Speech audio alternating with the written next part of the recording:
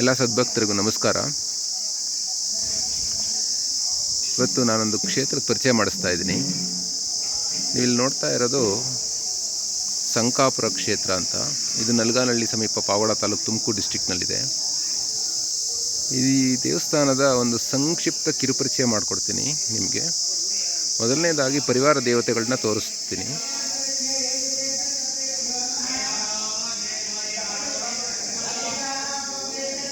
ಇಲ್ಲಿ ಅಶ್ವತ್ಥ ಕಟ್ಟೆ ಇದೆ. ಅಶ್ವತ್ಥ ಕಟ್ಟೆ ಮೇಲೆ ಪರಿವಾರ ದೇವತೆಗಳ ಸ್ಥಾಪನೆ ಆಗಿದೆ.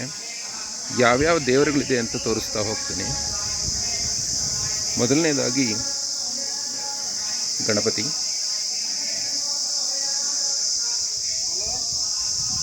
ನಂತರ ಗುರು ದತ್ತಾತ್ರೇಯ ಸ್ವಾಮಿ, ಹಾಗೆ ಅದಕ್ಕೆ ಸಂಬಂಧಪಟ್ಟಂಥ ವೃಕ್ಷ ಕೂಡ ಇಲ್ಲೇ ಇದೆ, ದತ್ತಾತ್ರೇಯ ವೃಕ್ಷ. ಆನಂತರ ಒಂದು ಪ್ರದಕ್ಷಿಣೆ ಬರ್ತಾ ನಿಮಗೆ ತೋರಿಸ್ತೀನಿ.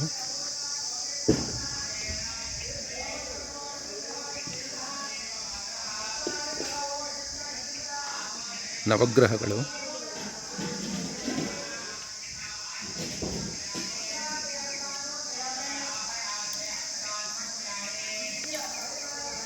ಗುರುಶಂಕರ ಭಗವತ್ಪಾದಾಚಾರ್ಯರು,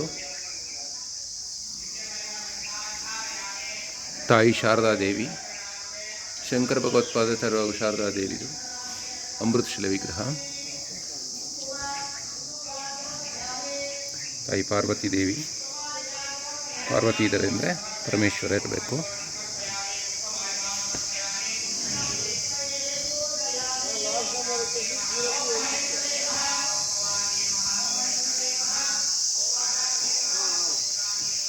ಗಣೇಶ ಮತ್ತು ಸುಬ್ರಹ್ಮಣ್ಯ,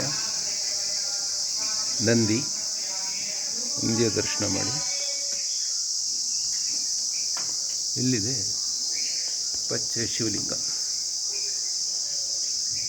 ತುಂಬ ವಿಶೇಷವಾಗಿರುವಂಥದ್ದು. ಈ ಶಿವಲಿಂಗ ಇಲ್ಲಿ ಹೇಗೆ ಬಂತು ಅನ್ನೋದಕ್ಕೊಂದು ತುಂಬ ಇಂಟ್ರೆಸ್ಟಿಂಗ್ ಸ್ಟೋರಿ ಇದೆ. ಅದನ್ನು ಮುಂದೆ ಯಾವಾಗಲಾದರೂ ಹೇಳ್ತೀನಿ, ಬನ್ನಿ. ದೇವಸ್ಥಾನದ ಒಳಗಡೆ ಹೋಗ್ತಾ ಇದ್ದೀನಿ. ಮುಖ್ಯ ದೇವಸ್ಥಾನ.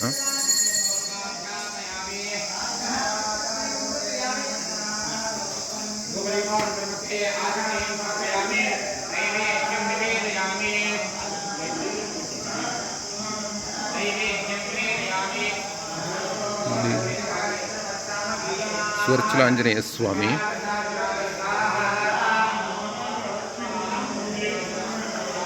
ಇದು ಸ್ವರ್ಚಲಾದೇವಿ ಸಮೇತ ಆಂಜನೇಯ ಸ್ವಾಮಿ ಪ್ರತಿಷ್ಠೆ ಆಗಿರುವಂಥದ್ದು. ತುಂಬ ವಿಶೇಷವಾಗಿರುವಂಥ ದೇವಸ್ಥಾನ.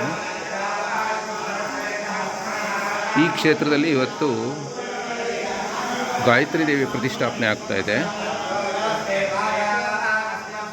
ಗಾಯತ್ರಿ ದೇವಿ ವಿಗ್ರಹನ ತೋರಿಸ್ತೀನಿ.